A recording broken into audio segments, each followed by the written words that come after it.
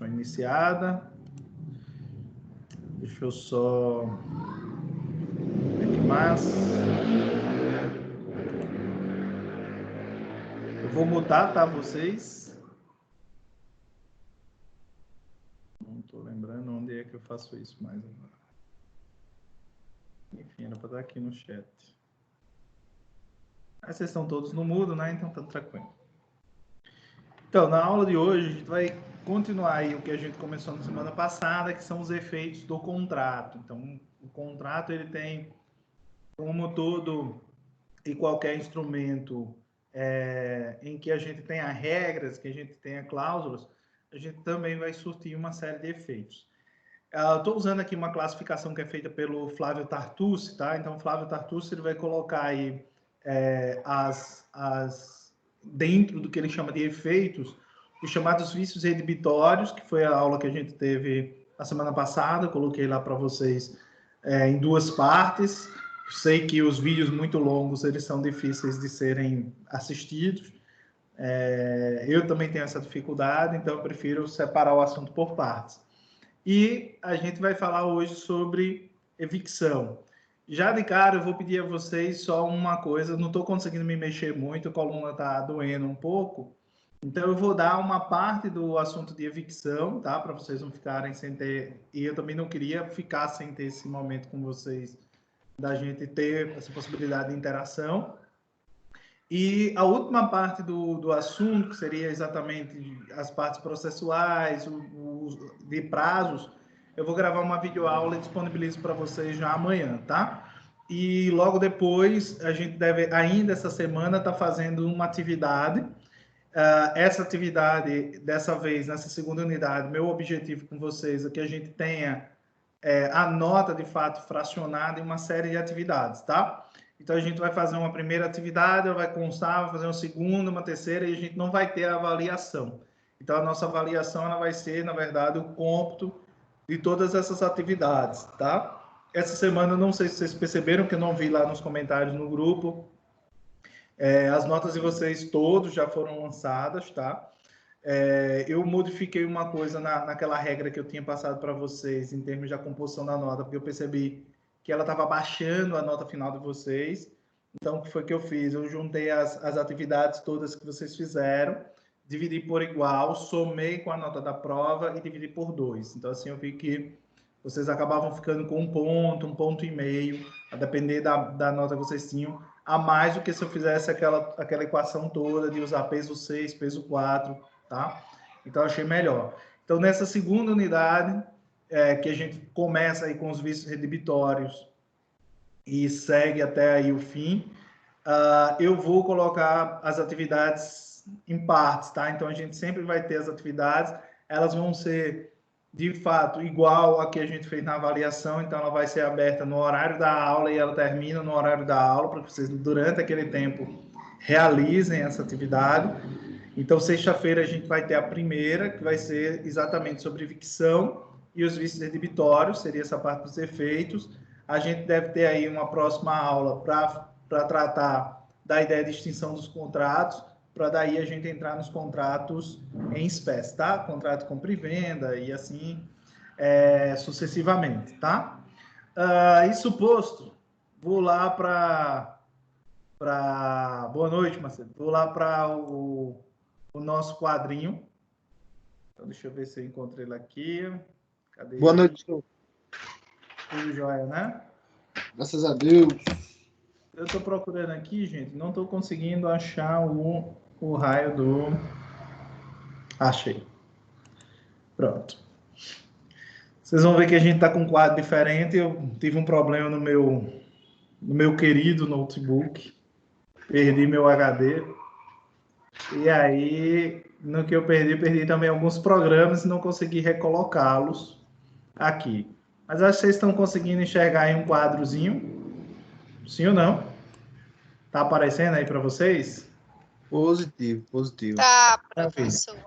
Então, vou fazer aqui algumas anotações, que soube que tem uma aluna aí que ela não gosta de slide, né? Aí, em homenagem a ela, eu vou fazer essa aula aqui de cuspir giz. Pessoal, vamos lá. Professor, esqueça isso. Nunca, vou ficar com isso marcado. Você já provou que não é como eu achava inicialmente. Ainda confessa, ó, que achava que eu era ruim. Como é que pode um negócio desse? Vamos descontrair, professor. Então, gente, os contratos, tá? Eles, como eu mencionei para vocês, eles vão surtir, obviamente, efeitos jurídicos, né? Dentre esses efeitos jurídicos que o contrato ele surte, existe dois, na verdade, aí que a gente chama atenção, existem vários, na verdade, mas tem dois interessantes que são os vícios redibitórios, que o que eles são? Eles são, na verdade, uma teoria, né, uma proteção que o legislador ele vai dar em relação a defeitos do objeto. Então, sempre que o objeto do contrato ele apresentar certas falhas, certos vícios, certos defeitos que são ocultos e que diminuem aí ou a funcionalidade, o que a gente chama de vício funcional, ou mesmo uma perda de valor no objeto, na coisa, então a gente tem os chamados vícios redibitórios, que vai ter a possibilidade de você ter ou ressarcimento, se esse dano ele for proporcional, né? Então você pode ter essa possibilidade de um ressarcimento, ou mesmo a possibilidade de você reaver totalmente a coisa e finalizar o contrato. Então foi isso que a gente trabalhou na aula passada.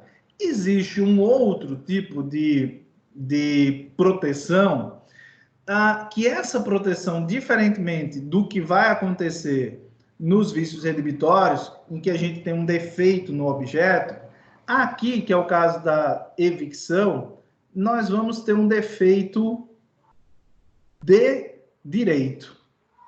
Então, o defeito é em relação ao direito em si, e não em relação ao objeto do contrato. Então, essa vai ser uma diferença aí central que a gente vai ter entre evicção e vícios redibitórios. Professor, por que o senhor está falando de vícios redibitórios e evicção? Porque, de um modo geral, a doutrina, de um modo geral, eles vão caminhar juntos aí, tá? Por quê? Porque eles são efeitos que o próprio legislador, desde o Código de 1916, ele vem tratando. E o Código de 2002 modifica algumas coisas em relação à matéria que a gente tinha anteriormente.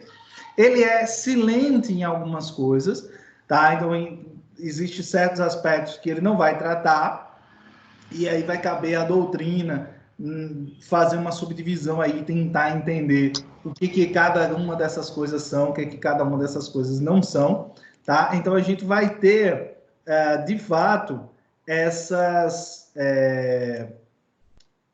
divergências entre uma coisa e a outra, né? Mas a legislação anterior, uma coisa e a outra ficou horrível. Entre a legislação anterior e a legislação atual. Então, a gente vai ter algumas distinções aí entre um e outro, por isso que eu estou fazendo aqui no início essa comparação entre eles, para que a gente entenda. Esses efeitos que nós estamos tratando aqui, de uma certa forma, eles incidem, e isso eles vão ter em comum, eles incidem sobre alguma forma de defeito dentro do contrato. Só que, lembrando, nos vícios redibitórios, esse defeito está no objeto em si, tanto que ele sempre recai sobre o objeto e ele nunca recai sobre o direito do contrato. Então, você não questiona nenhum aspecto jurídico no sentido de validade, de validação daquele contrato, mas o que você vai questionar é um defeito sobre o objeto. Aqui não. Aqui a coisa é um pouquinho diferente. Um outro ponto que a gente também traz os dois e lida com os dois é que ambos vão ser aplicados somente aos chamados contratos comutativos. Então, além se esses contratos são comutativos, eles também precisam ser onerosos e bilaterais, tá? Lembrando que são contratos comutativos. Contratos comutativos são aqueles tipos de contrato, aquele tipo de contrato no qual é possível previamente, ou seja, no momento que você vai estabelecer o contrato, você enxergar uma relação de custo-benefício dessa avença. E ela, de um modo geral, contém prestações certas e determinadas. Ou seja, é o oposto de um contrato aleatório. Então, o contrato aleatório, apesar dele ser oneroso, dele ser também bilateral, mas você não prevê essa relação de custo-benefício. Por quê? Porque há uma área, há um risco. Existe uma coisa que vai ser prevista, isso é o caso do contrato de seguro, que pode ou não vir a acontecer. Então, você meio que prevê a existência dos riscos e aí você lida com a existência desses riscos, tá? No contrato comutativo, não é bem isso que vai acontecer. Ele é um contrato mais tranquilo, em que as partes elas conseguem mensurar quais são as vantagens que terão entre uma e outra, inclusive em termos pecuniários. O contrato comutativo, o exemplo de contrato comutativo por excelência, e aí todo mundo vai citar, é o da compra e venda. É uma espécie de contrato sinalagmático, né, professor? Exatamente. Esse nome bonito aí, sinalagmático, né? O nome que a gente pensa, inclusive, em botar numa criança. É exatamente isso, Marcelo. É um contrato sinalagmático, certo? O Nelson Roosevelt ainda vai colocar outras coisas, outras características meio estranhas, como, por exemplo, ele vai dizer que ele é genético, ou seja, ele tem uma série de coisas, desde a sua origem, desde para essas caracterizações. Mas é exatamente isso, tá? Então, nos contratos, tanto é assim, tá, gente, que no direito alemão, se eu pegar o direito civil alemão, essa é uma coisa que eu me lembrei agora, a teoria dos vícios redibitórios, por exemplo, só se aplica aos contratos de compra e venda. No Brasil, é que quando se importou essas teorias para cá, tanto da evicção quanto dos vícios redibitórios, a gente amplia essa possibilidade para outros contratos, tá? Mas, se você pegar toda a doutrina, ela vai ser muito enfática em colocar que o exemplo maior disso é exatamente o contrato de compra e venda. Agora, obviamente, eu posso aplicar isso a outros tipos de contratos comutativos no Brasil, tá? Por quê? Porque houve essa possibilidade de ampliação. O que, de fato, não vai ser possível é ter essa aplicação, por exemplo, como eu acabei de falar, a contratos aleatórios. Também a gente não vai ter... oh Deus, esqueci agora o nome do outro tipo de contrato. Enfim, eu vou lembrar. E aí explico para vocês, tá? Aqui na ponta da língua. E aí a gente não teria essa aplicação. A aplicação dele vai ficar restrita só aos chamados contratos comutativos, tá? O que seria, então, essa evicção, né? Então, eu trouxe aí para vocês o conceito que é trazido aí pelo Pablo Stolze e pelo Rodolfo Pamplona. Então, ele diz, consiste a evicção na perda. Então, eu queria destacar aqui algumas coisas, chamar algumas coisas no conceito deles. Deixa eu só limpar aqui, fica mais fácil para mim. E aí, trazer de novo. Deixa eu colocar aqui. Pronto. Foi. Então, eles vão dizer o seguinte, que consiste a evicção na perda. Então, esse é um primeiro ponto interessante. É isso que é evicção. Então, praticamente, a evicção consiste nisso aqui. Na perda pelo adquirente, que é o que a gente chama de evicto. E olha como isso vai encaixando, tá, gente? Na ideia da compra e venda. Pelo adquirente, o evicto, da posse ou propriedade da coisa transferida por força de uma sentença judicial ou ato administrativo que reconheceu o direito anterior de terceiro, denominado evictor, tá? Então, aí, seria isso que a gente não está conseguindo enxergar aí na parte de baixo, que seria o denominado evictor, tá? Só voltando aqui, deixa eu só tentar explicar para vocês como é que essa relação de evicção ela vai acontecer. Imagine o seguinte, você, numa relação de compra e venda, você tem aqui o vendedor, você tem aqui o comprador. O que é e quando é que se dá a evicção? A evicção se dá quando a coisa que foi vendida pertence a um terceiro. Eu vou colocar aqui como T para vocês não errarem. Então, se eu faço uma venda de algo que é de terceiro, certo? Aqui temos um problema.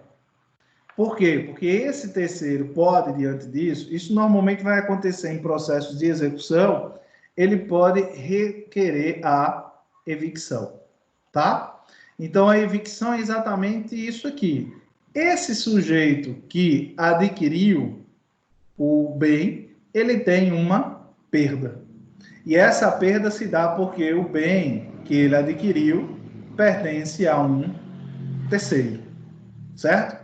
Agora, uma coisa que vale a pena a gente mencionar aqui é que durante muitos anos, pela doutrina brasileira, o que a gente teve? A gente teve a noção de que evicção, ela só se dá por via de uma sentença judicial. Então, era necessário, para acontecer evicção, que a gente tivesse sentença judicial. Então, muito cuidado quando vocês forem estudar, porque vocês podem encontrar isso em algumas doutrinas. A exemplo do Silvio Rodrigues, que é um civilista clássico. Então, o Silvio Rodrigues, se eu pegar o conceito dele, ele vai dizer o seguinte: dá-se evicção quando o adquirente de uma coisa se vê dela total ou parcialmente privado em virtude de sentença judicial que a atribui a terceiro seu verdadeiro dono. Por isso, aí ele conclui, por isso a evicção sempre resulta de uma decisão judicial. Silvio Rodrigues está errado? Não, ele não está errado, porque ele está mirando o Código Civil de 1916. Se eu pegar o Código Civil de 1916, de fato, a única possibilidade de evicção que existia era a evicção por meio de uma sentença judicial. No Código de 2002, essa é uma diferença no tratamento da matéria aqui, no Código de 2002, a gente vai ter a possibilidade da evicção também acontecer por ato administrativo, tá? Então, a gente tem que ter sempre em vista isso. Há uma construção doutrinária de que a evicção ela se dará por meio de sentença judicial, o que é herança, como eu falei, do Código anterior. Mas hoje também, por meio de ato administrativo, a gente pode, tá, também ter processo de evicção. Imagina aqui comigo, imagina que Darley comprou aí um carro nas mãos de Macedo. Então, Macedo foi lá e vendeu, tá, o carro para Darley. Só que o carro, na verdade, é de Isabela. E aí, Isabela foi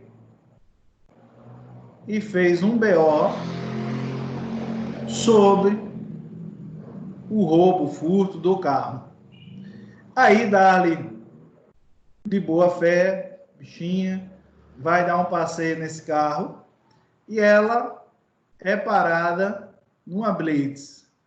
Crente que está abafando, que está tudo certo, carteira ok, né? Emplacamento ok, né? O batonzinho ok, tal, tá aí rumo a Piranhas. O que acontece? Se checa que o carro é um carro em que foi dado um BO e que esse carro ele é roubado. Resultado: a Blitz vai fazer ou não a apreensão imediata do carro? Então, vai ser feita a apreensão do carro e essa apreensão do carro, o carro vai ser devolvido para quem? Para o verdadeiro dono. Mas vem cá, houve um contrato de compra e venda do carro, sim ou não? houve um contrato aqui entre Darley e Macedo, certo? É aqui que há a evicção. É exatamente quando a coisa ela é tomada, sempre ou por ato administrativo ou por sentença judicial e devolvida ao verdadeiro dono. Só que o que acontece? Darley pagou a Macedo o valor do carro, ela teoricamente age de boa fé, né? Então ela vai lá, fez o contrato de compra e venda, só que o objeto não pertencia a Macedo, pertencia a um terceiro que estava fora dessa negociação. E aí, nesse caso, o que vai se dar? Você tem a evicção por meio de ato administrativo. Quem foi que falou aí? Foi a Isabela? Alguém falou? Não, professor, só foi com resenha aí que o carro era meu. Ah, tá. Por que o carro não é seu, não? É sim, é meu. Não. Se Cícero tivesse aqui, eu tinha botado ele e o sogro. Mas... Como ele não está? Foi você mesmo, Isabel. Faltou ele sair tanto para dar esse exemplo que eu pus Cícero, mas não teve jeito. Ele não apareceu. Está no carro. Então, gente, sempre que a gente está falando aqui em evicção, vão aparecer três figuras distintas, tá? Então é sempre bom a gente ter o nome aí desses sujeitos. Quem são os sujeitos que são partes aí nessa questão da evicção? Então são três, tá? Então a gente vai ter três sujeitos aqui. O primeiro é o alienante, ou vendedor, né? Então, esse é o primeiro. A gente vai ter o adquirente, que é o evicto, também chamado aqui de evicto.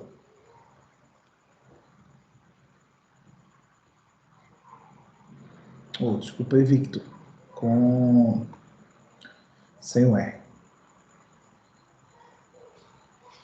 Então, a gente tem aí o evicto. E, por fim, a gente tem o terceiro. Terceiro, porque ele é alheio à relação contratual. E aí sim, esse aqui é que vai ter o R no final, é o evictor. É ele quem vai ter, que vai ou que quer reaver. Então a gente vai ter essas três figuras, né? O alienante ou vendedor, que é aquele que vai realizar a venda. Esse tipo de venda ou de alienação, tá?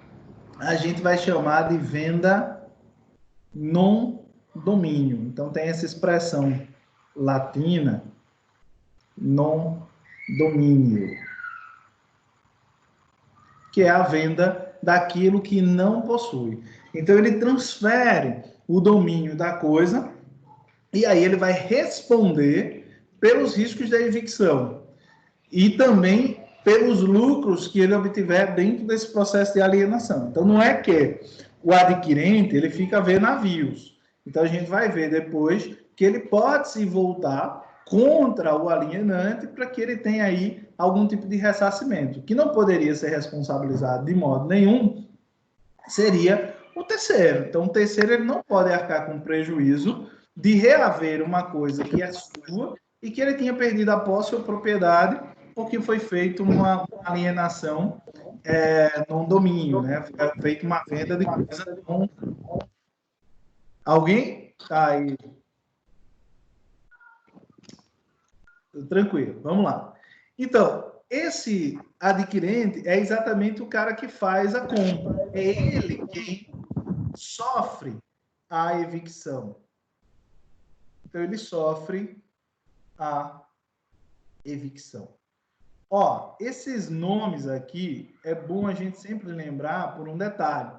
Quando você for fazer qualquer prova, como o caso de um exame de ordem ou um concurso, são essa nomenclatura que a gente chama de nomenclatura técnica que vai ser usada. Igualmente, se você vai fazer uma petição inicial em que você vai lidar com evicção, igualmente você vai ter que usar esses termos: evicto, evictor, alienante. Então, é sempre bom, parece uma bobagem isso aqui, mas é sempre bom a gente destacar isso. O terceiro, obviamente, é o titular do direito anteriormente violado. Então, eu gosto sempre de chamar a atenção disso aqui. Esse direito violado foi violado anteriormente. E aí ele retoma a coisa do evicto, exercitando o seu direito de sequela, tá? Então ele vai, de uma certa maneira, tentar reaver a coisa que foi perdida daquele que estiver de posse dessa coisa. Essa é a relação dele. Se esse aqui está sofrendo um dano, ele não poderia recorrer o dano ou a responsabilização a esse terceiro, tá? Mas ele vai ter que depois recorrer do alienante. Então, ele recorre ao alienante para que você tenha aí a questão da responsabilidade. Um ponto interessante que a doutrina vai chamar a atenção e também na matéria é a ideia da asta pública. Então, se essa venda ela acontecer por asta pública, né? O mesmo, por que a gente está falando isso aqui? Porque essa mesma questão também é levantada em relação aos vícios debitórios. Então, a gente viu lá na aula anterior que, no caso dos vícios debitórios, o Código Civil de 16, ele proibia, ele vedava a ideia de vícios debitórios, a responsabilização por vícios debitórios em cima de asta pública. Só que o Código de 2002, ele não disse nada a esse respeito. Então, a doutrina ali tem duas correntes, uma majoritária e uma minoritária, sobre o que poderia acontecer e o que não poderia acontecer. De fato, quando a gente vai olhar o código em relação à questão da asta pública, da venda, né, no domínio por asta pública, que o código de 2002 ele vai mencionar. Vou pegar aqui ele. Então, a gente vai abrir aí no artigo 447. O artigo 447 ele vai mencionar esse tipo de venda em asta pública. Deixa eu só abrir aqui ele rapidinho. Então, ele diz o seguinte, da evicção, né, que seria a seção 6.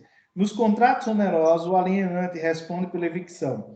Subsiste essa garantia, ainda que a aquisição tenha se dado em asta pública.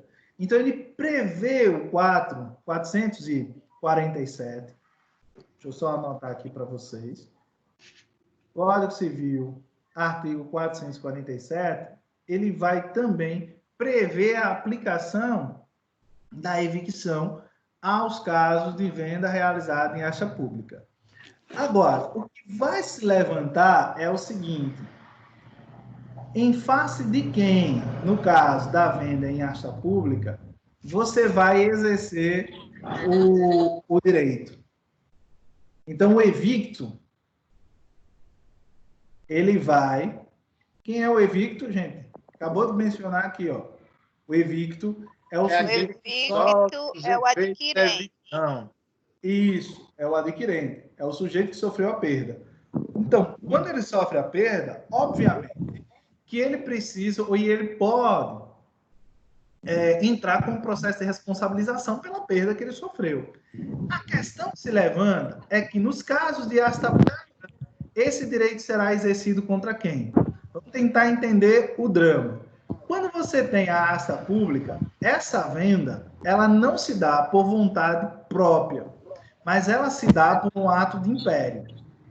Então, é o Estado visando a garantia, por exemplo, de uma dívida, é o caso que a gente vai ter aí, a penhora, nos casos de execução, ou por alguma outra razão, ele vai determinar que aquela coisa seja vendida. Então, não há uma vontade por parte do possuidor da coisa, né, esse possuidor mesmo ilegal, de que ele tenha ou que tenha a venda da coisa, no caso, que estaria com o evicto. Aí vem o evictor entra com o pedido de efetição e toma a coisa. Então, imagine o seguinte, você tem um processo de execução, nesse processo de execução, um bem X, ele foi tomado como penhora, para garantir o juízo, para garantir o pagamento daquilo. Aí vem o processo de evicção, se prova que esse bem, ele não é um bem que satisfaria esse credor, por exemplo, e aí ele perde a sua garantia, ou seja, vai ter uma perda. Então, para quem é que ele vai se voltar? Esse que sofreu a perda. Então, existem algumas correntes mesmo. Eu listei aqui para vocês 4 correntes diferentes e que vão ter posicionamentos diferentes em relação a isso. Por quê? Porque o judiciário ele ainda não se pronunciou de uma forma eficaz, de uma forma efetiva, sobre qual é o posicionamento que eles estão tomando. Então, esse posicionamento ainda repousa sobre a doutrina. Então, a doutrina, ela vai divergir, cada um vai montando algumas teses em relação a essa aplicabilidade, tá? Então, a primeira corrente, defendida aí pelo Fred Didier Júnior, e principalmente baseada no Araquém de Assis, seria a primeira corrente, tá? Vocês estão pagando processo qual? Só para eu me situar. Processo civil. 3. Processo civil 1. Então, vocês estão no processo de conhecimento ainda, né? A gente teve TGP Isso. e... Tá, TGP do semestre passado, tá, beleza. Então, só para eu conseguir situar vocês direitinho, que pode ser que alguns ainda não entendam. Quando a gente fala em processo civil, eu vou dar uma visão bem tradicional, tá? Então, não me matem, eu não sou professor de processo civil de vocês. A gente costuma dividir o processo civil em 3 grandes áreas. Tradicionalmente, ele é dividido nessas 3 grandes áreas. Chamados processos de cognição, também conhecido como processo de conhecimento. Nós vamos ter aí uma segunda fase, que é o chamado processo de execução. Tanto pode ser um processo autônomo, como pode ser uma fase do processo de conhecimento. E nós vamos ter as chamadas tutelas de urgência. Antigamente, chamadas as bichinhas de cautelares. Tá? Então, praticamente, essa é a estrutura do processo civil. Acho que vocês já devem ter visto isso. Mas, de forma muito sintética, o que é cada uma? No processo de cognição ou conhecimento, o meu objetivo nesse processo é um só. É fazer com que um determinado litígio, um determinado fato, venha a ser conhecido do judiciário, para que aí eu tenha um reconhecimento do meu direito. Então, quando eu entro com uma ação de investigação de paternidade, por exemplo, eu estou trazendo ao judiciário o fato de que uma criança nasceu e que eu desconfio que aquele sujeito não seja o pai, ou eu desconfio que aquele sujeito seja o pai, mas ele se recusa a reconhecer. Quando você faz todo o trâmite processual, gera provas e tal, você vai obter uma sentença. Quando você obtém essa sentença, o juiz vai ali declarar, ele vai de uma certa maneira constituir um direito. E aí não cabe mais questionamentos a respeito desse direito. Ele já está firmado, ele é reconhecido pelo próprio judiciário. Então é isso que, de uma certa maneira, nós temos no processo de conhecimento. O que vocês estão estudando agora em processo civil 1 é exatamente como é que a gente vai conseguir isso. Muito provavelmente, processo civil 2, vocês vão estudar a parte de recursos, processo civil 3, vocês devem estudar a parte de execução. A execução, por sua vez, não há nenhuma dúvida de que nós tenhamos aí esse direito. Então, assim, eu não estou recorrendo ao judiciário para provar que eu tenho um direito, mas eu estou recorrendo ao judiciário para satisfazer um direito que eu já tenho de forma constituída. Isso já foi declarado, isso já foi constituído. Então, eu entro numa fase de satisfação. Para tanto, é necessário que eu tenha um título. O que é um título? É um documento. Então, é necessário que eu tenha um documento que comprove a existência desse direito. Esse documento, por exemplo, se o meu direito é um direito ao crédito, pode ser um cheque. Então, se eu tiver um cheque, eu tenho um título de crédito que comprova o meu direito ao crédito. Isso também pode ser um acordo extrajudicial. A gente firmou um acordo ali no escritório da advocacia, ou o escritor foi num cartório e fechou lá um acordo. Então, também não há o que se discutir. Nós firmamos mesmo um contrato. A gente firmou um negócio, está ali no contrato, bonitinho, está tudo certinho, tudo bonitinho. Então, não há nenhuma dúvida de que exista o direito. Tá? Então, você, quando não existe essa dúvida e perfaz os requisitos formais, esse detalhe, ou seja, aquele documento que você porta, ele é considerado pelo Código de Processo Civil como um título executivo, você entra com um processo único e exclusivamente para a satisfação do seu direito. Então, assim, eu não estou interessado em outra coisa. Eu estou interessado em que o meu direito ele seja satisfeito. Para tanto, o que vai acontecer? Eu irei executar esse direito. Então, é um processo, inclusive, que ele se dá de forma mais célere, porque você não tem uma fase de dilação probatória. O que é isso? Eu não preciso provar a existência do direito.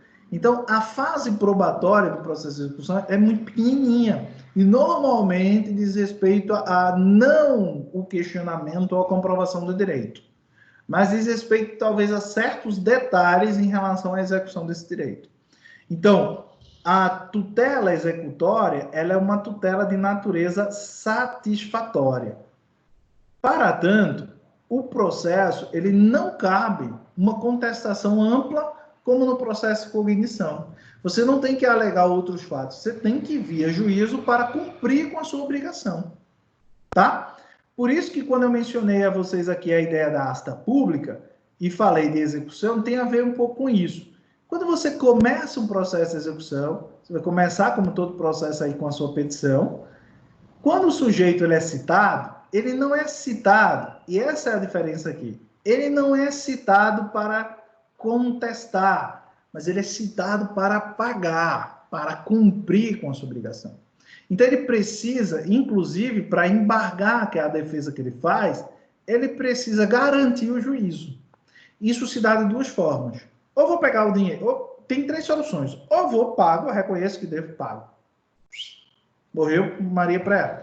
O processo é extinto ali, tranquilinho. Ou eu quero embargar, coloco lá o dinheiro, não, se a dívida é R$1.000, eu vou lá, ponho os R$1.000 em depósito e embargo. Então, garantir o juízo. Caso isso não seja feito, o que o oficial aí de execução de mandatos, o popular oficial de justiça, ele fará? Ele vai fazer um auto de penhora. Então, ele vai observar quais são os bens que você tem, vai pegar o número de bens até o valor da sua dívida para garantir o juízo. Então, esses bens são postos.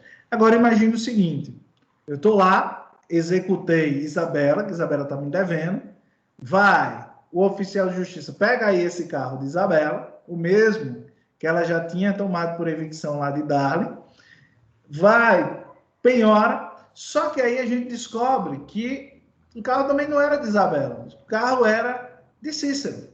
Aquele carro do rolo do sogro de Cícero foi parar com Isabela.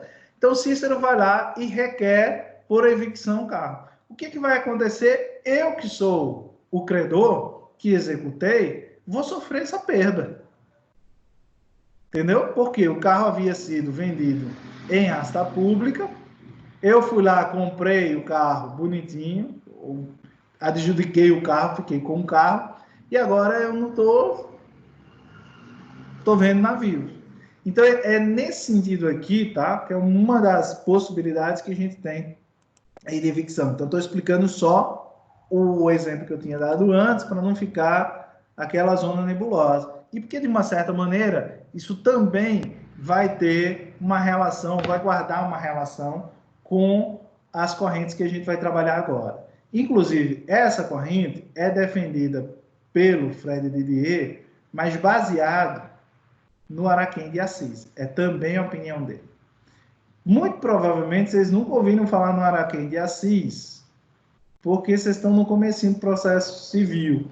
Mas esse cara é o papa do processo de execução, tá? Então, praticamente todos os livros de processo que falam sobre execução mencionam o Araquém de Assis. E pouca gente tem o Araquém de Assis, que o livro é muito caro. Mas, enfim, esse é o cara em relação à ideia de processo de execução, tá? E aí, qual é os pontos que o Araquém de Assis ele vai levantar nessa primeira corrente? Então, a gente vai destacar aqui 3 pontos. Primeiro ponto dessa primeira corrente é que ele vai dizer que cabe o exercício da evicção. Olha, aqui a gente está perguntando, em face de quem o evicto, no caso de uma venda em asta pública, ele tem a prerrogativa da sua garantia, ou seja, ele vai processar quem? Ele vai contra quem? Né? Então, vamos lá. Primeira coisa, ele vai dizer que cabe em relação ao devedor executado. Por isso que eu fui explicar lá direitinho para vocês a ideia de execução. Então, na execução, de um lado você tem um devedor, de um lado você tem um credor. O que acontece aqui? Feita a asta pública, um terceiro vai lá e compra. Não tem muita coisa a ver com a história. Ele foi lá e comprou aquele bem. Só que o bem que ele comprou não pertencia ao devedor. Ou seja, o devedor deu como garantia um bem que não era seu. Resultado, acontece, se dá aí o processo de evicção. Por que isso vai acontecer? Porque, de uma certa maneira, quando o devedor usou um bem alheio para pagar uma dívida sua, tá? Ele enriqueceu ilicitamente. Então, a gente tem aqui o chamado enriquecimento ilícito. E por uma questão ética, de princípio ético, tá? A gente vai ter que a evicção, de uma certa maneira, visa garantir que não ocorra um enriquecimento ilícito. Que isso? Que o sujeito não lucre, não logre lucro com com o bem de um terceiro, com o bem alheio. Então, essa primeira possibilidade. Contra quem é que eu vou entrar? Então, eu vou entrar para tentar, né, pedir o meu dano contra o patrimônio do devedor executado, tá? Então, eu vou atrás desse devedor para que eu tenha uma garantia, para que eu tenha aí o meu ressarcimento. Agora, uma segunda hipótese que o Araquém levanta é no caso da insolvência do devedor executado. O que é essa insolvência? Então, deixa eu só explicar. A gente vai ter isso é mais fácil de ser visto nas empresas, mas também existe a possibilidade que a gente chama de insolvência civil. Então, insolvência é quando o seu patrimônio é inferior às suas dívidas. O que é isso? Você deve mais do que tudo que você tem. Então, se você deve mais do que tudo que você tem o que a gente chama de um patrimônio negativo. Então, você entraria, teoricamente, estou botando aspas gigantes aqui, em falência. Por que teoricamente? Por que eu botei aspas? Porque o que vai se dar, senhores? A falência, ela é um instituto jurídico exclusivo do empresário. Então, só quem pode sofrer falência é o empresário. Pouco importa se esse empresário é regular ou irregular. Só quem pode sofrer falência é o empresário. Lembrando, quando a gente fala em direito empresarial, vocês verão isso mais adiante no curso de vocês, o empresário, no direito de empresa a gente chama de empresário. No direito tributário chama-se de empresa, tá? Então, vamos ter cuidado. No direito civil, no tratamento civil e empresarial, quando a gente está falando em empresa, nós estamos falando em um tipo de atividade. E esse tipo de atividade é o que caracteriza o empresário. O que é empresa, então? É atividade voltada para produção ou circulação de bens ou serviços com o fim de obtenção de lucro. Então, isso é empresa. No direito tributário, quando a gente fala em empresa, a gente está falando dessa coisa, CNPJ, a gente está falando do empresário, tá? Então, tem essa confusão aí de nomenclaturas. Então, é só para ficar claro. O empresário, que a gente está lidando aqui no direito civil, o empresário, quando ele tem a sua insolvência decretada, ele entra no que a gente chama de estado de falência. Então, há um tipo diferenciado de execução, que é a execução falimentar, que vai ensejar um concurso aí de credores, no qual você vai ter todos os bens do devedor, do falido, contribuindo para que as suas dívidas sejam, se não todas pagas, mas que elas sejam minoradas. Uma vez que há o concurso falimentar, você não tem mais como voltar atrás, tá? Então, aí, acabou, tchau e benção. Mas também existe a insolvência que a gente chama de insolvência do devedor executado. Mas essa insolvência civil, ela não gera falência. É isso que eu quero que vocês entendam. Ela vai gerar consequências? Sim, sem dúvida ela vai gerar consequências. Mas ela não gera a chamada falência, tá? Então, se esse devedor ele é insolvente, o que vai acontecer? Nós estamos falando aqui que não há patrimônio. É isso que é a grande questão. Se esse cara é insolvente, não há patrimônio que garanta ao evicto algum tipo de ressarcimento. Então, não há patrimônio que venha a garantir. Esse cara está quebrado. E aí, qual é a defesa do Araquém de Assis? Então, nesse segundo aspecto, ele vai dizer, se existe a insolvência do devedor executado, deverá o exercício do evicto, do direito do evicto, se voltar para o credor exequente.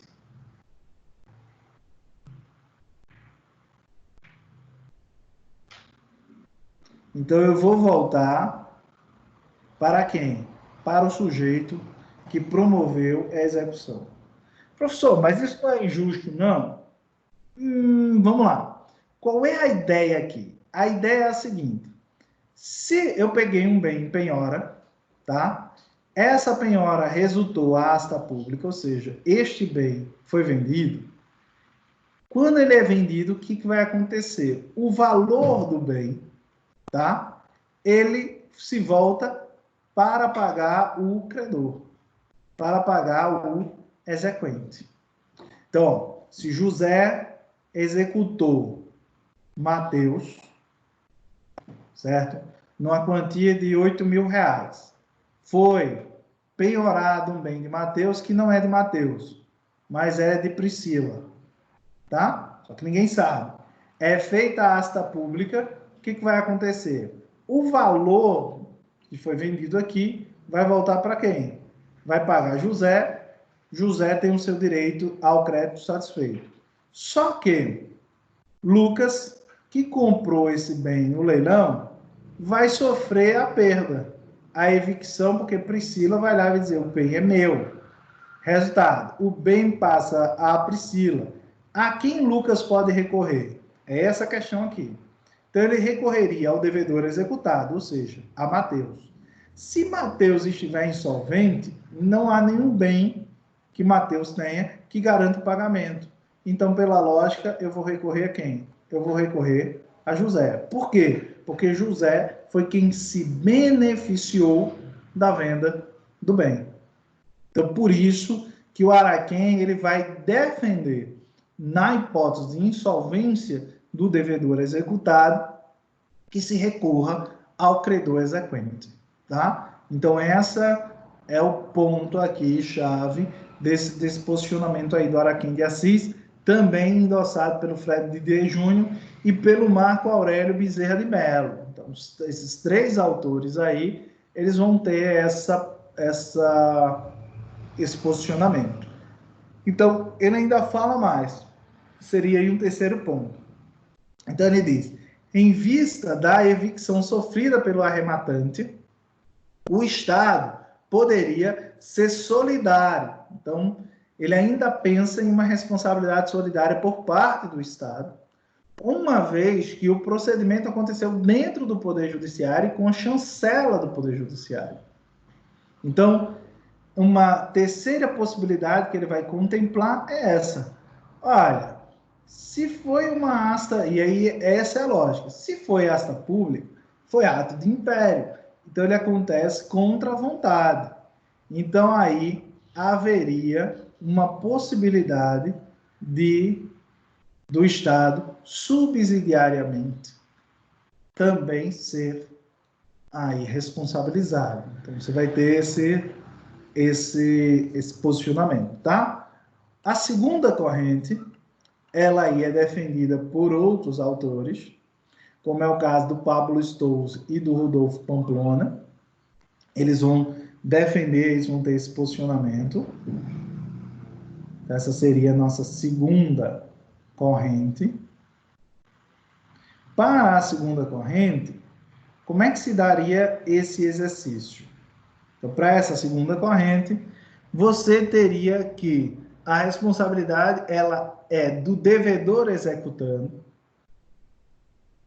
Olha, parecida, né? Então, você vai ter o devedor executado. Mas aqui mora a diferença. Senão não teria trazido isso aqui como segunda corrente. Para o Pablo Stolz e o Rodolfo Pamplona, ele só é responsável se ele agir de má fé. Então, se esse cara, ele agiu de má fé, ou seja, ele sabia que aquele bem era um bem que não era dele, e ainda assim ele penhora, então ele vai ter que ser responsabilizado. Caso isso não aconteça, se ele agiu de boa fé, né, a evicção por parte do arrematante estaria acobertada pelo risco do negócio. E aí ele tem que assumir o prejuízo. Então, o prejuízo seria aí assumido pelo próprio adquirente, né, pelo próprio sujeito que adquiriu a coisa aí de boa fé. Então, sim, é um posicionamento que, enfim, eu não acho muito interessante, porque você põe em risco o outro quando você agiu com uma certa... Então, ele vai dizer, olha, não só há responsabilidade se essa responsabilidade se der por má fé. Se não se der por má fé, então não teria que se falar, não queria se tratar. Um outro ponto que ele vai trazer, e aqui eu queria chamar a atenção para vocês, é que não é possível. Então, ele não admite a ideia de que o credor exequente seja aí responsável. Então, ainda que o credor exequente tenha... Aconteceu a acha pública, aconteceu, beleza. O credor, ele recebeu o valor, recebeu. Então, ele não pode ser responsabilizado em hipótese alguma. Por quê? Porque ele parte da ideia de que ele é titular de um direito ao crédito. Esse direito ao crédito, ele é um direito autônomo em relação àquilo que foi pactuado, aquilo que foi contratado. Então, é mais ou menos isso. Olha, o sujeito não tem nada a ver com nada, e aí, acabou, tá? Então, você também não pode responsabilizar esse terceiro. E um outro ponto também no Pablo Stolz é que ele também não admite que o Estado seja responsabilizado. Tá? Então, ele não admite responsabilizar o Estado.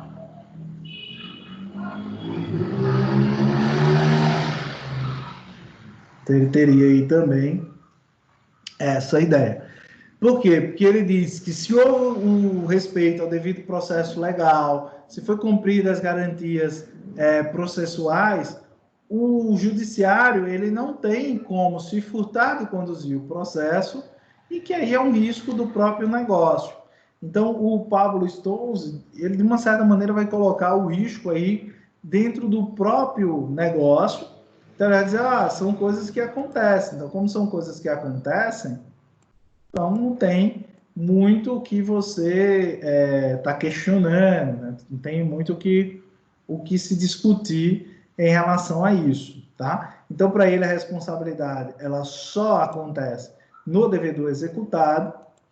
Então, é sempre só para o devedor executado, desde que esse devedor executado, ele tenha agido, como a gente colocou aqui, em má-fé. Então, se ele age de boa-fé, então não tem bronca, não tem porquê se ter essa responsabilização. A terceira corrente, ela é defendida aí pelo Flávio Tartucci, tá? Ela é um pouco mais simples, é mais interessante, assim, em termos de simplicidade, ela não vai ter grandes complicadores. Então, inclusive, quando eu fui preparar a aula, né, que eu fui ler o Tartucci, você para, assim, de só isso, aí você vai lendo outros autores, você vai descobrindo essas outras correntes. Então, o Tartucci, ele vai defender, e aí vai ser baseado aqui a opinião dele, em 2 pontos principais. Ele diz que existe uma responsabilidade imediata e existe uma responsabilidade subsidiária. Essa responsabilidade imediata, ou seja, de pronto, então primeiro você tem que ir para esse cara, é a do devedor. Então, quem tem que responder é o devedor. Ele é que é o responsável, no fim das contas. Né? Ele é quem estava de posse desse bem. E se, por acaso, né, não houver bens suficientes, se ele não tiver como saldar essa dívida, alguma coisa, então você procura subsidiariamente o credor. Então, a responsabilidade subsidiária seria... Então, vocês estão vendo que todas essas correntes, elas, em alguma coisa, elas têm pontos em comum, né? Então, elas não são assim tão... Tem as suas distinções, tem os seus alcances, suas complexidades, mas ela também tem suas semelhanças.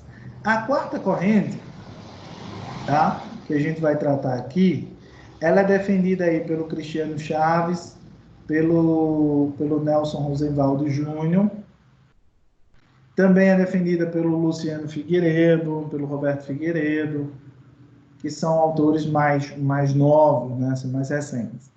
Então, para eles, em primeiro lugar, vai responder de pronto o executado. Né? Por quê? Porque ele é quem ostenta a posição de devedor. Então, esse é o primeiro ponto. Então, em primeiro lugar, você recorre ao devedor, ao sujeito que foi executado. Subsidiariamente, e é bom que a gente põe aqui, subsidiariamente,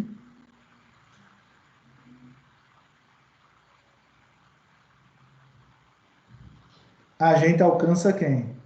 A gente iria para o executante, tá? Então, primeiro, o devedor. E aí, subsidiariamente, o credor exequente.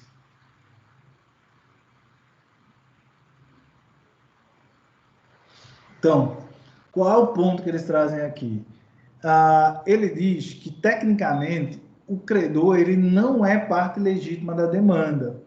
Por quê? Porque ele nunca figurou em nenhum tipo de negócio que tenha por objeto aquele bem, que é o bem que a gente chama de bem invencido, né? Que é o bem que foi aí tomado pela evicção. Só que ele diz o seguinte, que a responsabilidade dele, ela vai estar baseada, ela vai estar fundamentada em um princípio, que é o princípio do enriquecimento sem causa. Uma vez que ele teve a satisfação do seu direito de crédito, por meio da alienação de um patrimônio alheio, ou seja, de um patrimônio de um terceiro, que não figurava aí como sendo seu devedor.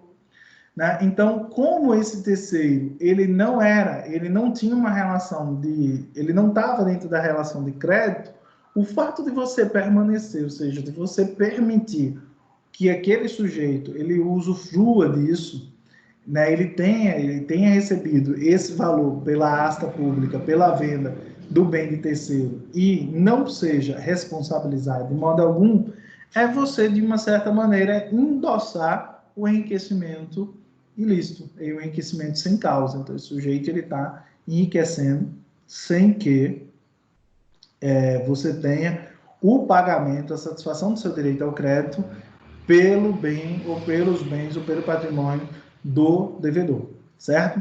Então, é nesse ponto que se teria essa possibilidade. Agora, é engraçado porque também nessa linha de uma responsabilidade subsidiária, ele chega até o Estado.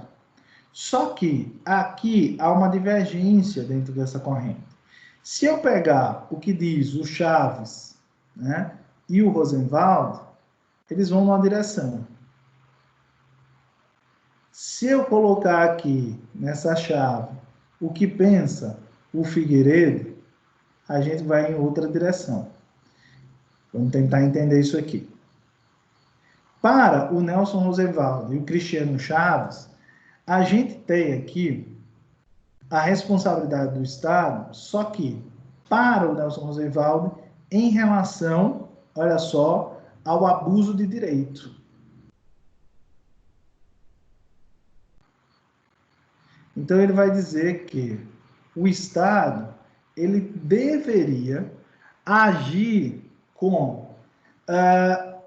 de forma a observar, então ele não pode agir de modo que tenha o chamado nemo potest venire contra factum próprio. O que é isso? A ideia da proibição de um comportamento contraditório, então o Estado não poderia agir assim.